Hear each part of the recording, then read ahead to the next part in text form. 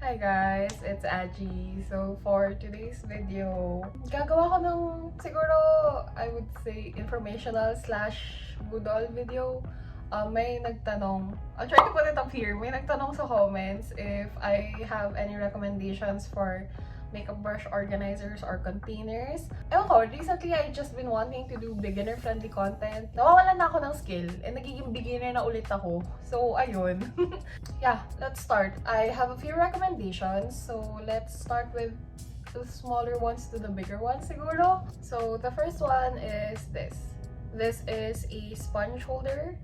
Actually, medyo malaki yung pabilog niya. Para kapag basa yung sponge, tapos nag-expand, malalagyan nyo pa rin siya. So, just, ito yung example. Mas maliit yan. Sobrang liit yan. Kapag hindi siya basa. Tapos, ginamit ko kasi. Kaya, ayan. Kasyang-kasya siya. It's a perfect fit. Pero, ayan. Ganito nyo siya makukuha. Pag na-ship na sa inyo. It's not broken. You just have to get this piece and then ipasok nyo siya. And then, yan. Andito siya sa stand ko. Kasi kung maalala nyo dati, nung nandun ako sa Baguio, as in yung sponges ko nakadikit lang sa cabinet. Ewan ko, something about that is disgusting. Especially since nababasa yung sponge. Mas malinis siya and mas preferable kaysa sa kapag nakadikit lang siya sa may like papag or like surface ng cabinet. That is my first recommendation. So, second are these brush cups. These are just transparent cups. They can hold quite a lot of brushes and that's why I really like them. Nung nahanap ko yung link na ito, bumili na ako ng madami and that's why, like, ayun o, sobrang...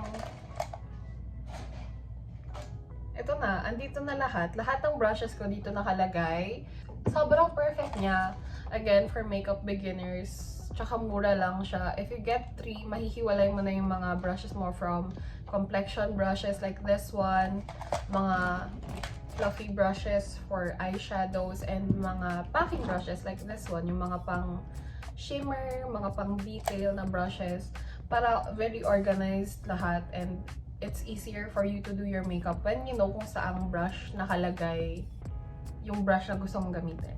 So, next reco are these what do you call this? Originally, nahanap ko siya para siya sa mga like art supply, mga highlighters, pencils. I realized na gusto ko talagang ma-organize yung gamit ko, especially yung mga ginagamit ko sa mata. So, that's why I brought these ones. And may dalawang size siya. Ito yung mas maliit, it's more narrow, and this one is, wait lang, kunin ko lang yung mas malapad. Tapos, yan, ito yung mas malapad. Here they are, side by side for comparison.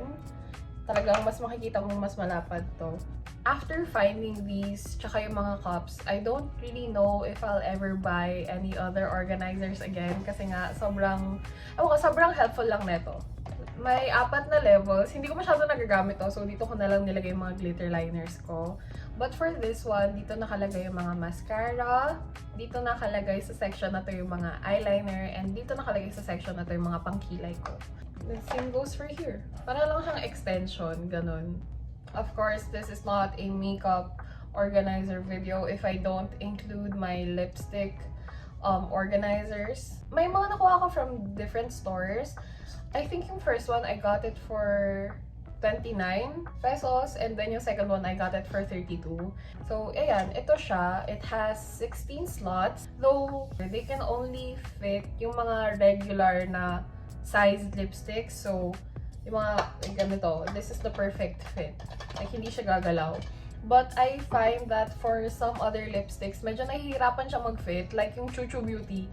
Ito, yung Chuchu Beauty na matte bombs ko, for some reason, minsan hindi sila nagkakasya. Like, masyado silang malapad. And then yung mga Vice Gloss na lip gloss ko, hindi rin sila nagkakasya dito. So, I put them in other containers. Pero ayun, kung yung mga lipstick nyo lang naman is yung mga pahabang ganyan, I hope you guys can see it. Yun, ito yung mga gamit ko dyan. Yung mga mahahaba na lipstick na medyo thin lang naman, these will definitely work for you.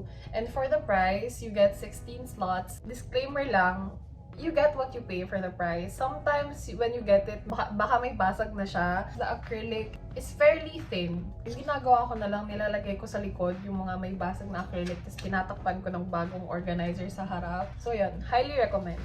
Most of my organizers are in Baguio. So, hindi ko mapapakita sa inyo lahat ng mga i-recommend ko.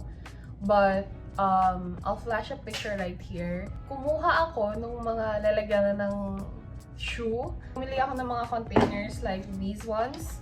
Katulad nga sinabi ko kanina, yung mga gloss or yung mga makeup na hindi kasya sa lipstick organizers, I just stack them right there. Tas nilalagay ko sila dun sa shoebox. Of course, I organize them in little cases like these ones. So, if you're working on minimal space, yung ganun na style ng organizing, I definitely recommend it.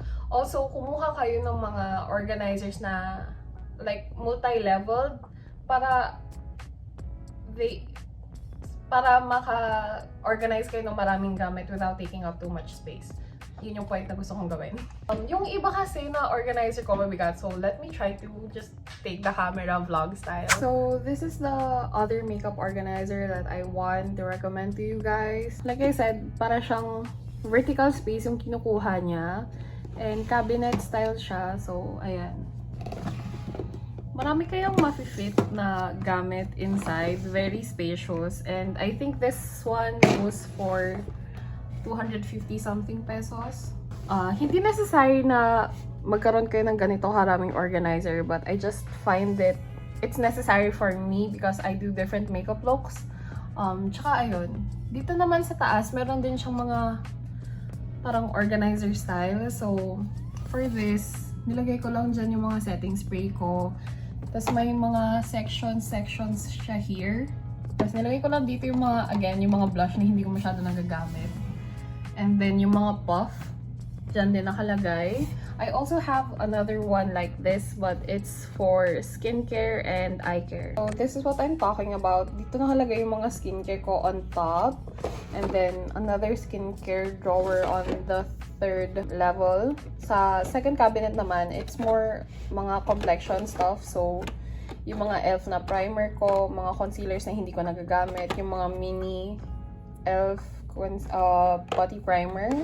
And then dito sa baba, mga contact lens and mga eye drops. Okay, so yun na yung mga leveled cabinets. And lastly, for my last recommendation, or I guess second to the last, I have another acrylic organizer. Let me show you guys a quick clip of what it looks like. So yan, I got it for 500 something pesos. Hindi ko alam kung nagmura na sila, but I'm pretty sure they are a lot cheaper now. Basically, umiikot siya. Yung mga levels niya, pwede mong i-customize kasi it's a do-it-yourself kind of project. On top, meron siyang slots na pwede mong paglagyan ng concealers and whatnot. I really like that one. I find that it's very efficient kapag yung mga space mo is like parang desk lang. Yun yung organizer ko nung wala pa ako nung mga ganyan, yung mga leveled na cabinets, nung wala pa ako netong mga to. It's on the more expensive side, but I highly recommend it. Matibay din siya. Like, I've had that for, like maybe 6 years now? Since I started doing makeup, I already had that. So, ayun, it lasted me for years and it's very good for beginners.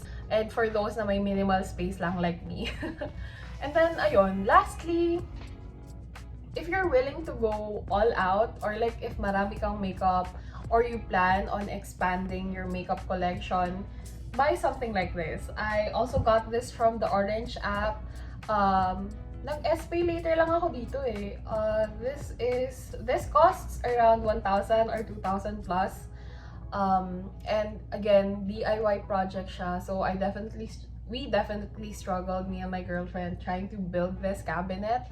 So, ayan, pero it's very helpful. Dito nakalagay yung mga makeup palettes ko, dito naman yung mga lashes. Yung mga stuff na I don't necessarily want to put outside, doon ko nilalagay. Among the stuff that I recommended to you guys, I definitely recommend getting these, yung mga stackable na pang pencils talaga. These transparent cups for your brushes, and also yung cabinet na pinakita ko, yung may organizer sa taas and then like leveled. because it's a very efficient space saver. Yeah, that's it for this video. Thank you guys so much for watching. Medyo chaotic, medyo my mind is in a lot of place. Mas nauunang gumalaw yung bibig ko kaysa utak ko. So ayun, I hope you guys appreciate the recommendations. If you do want to check some of them out yourself, I'll put the links below to all of the organizers I recommended, as well as this cabinet kung gusto nyo kunin. So yeah, thank you guys for watching. Follow me on all of my socials, and I'll see you guys in my next video. Bye!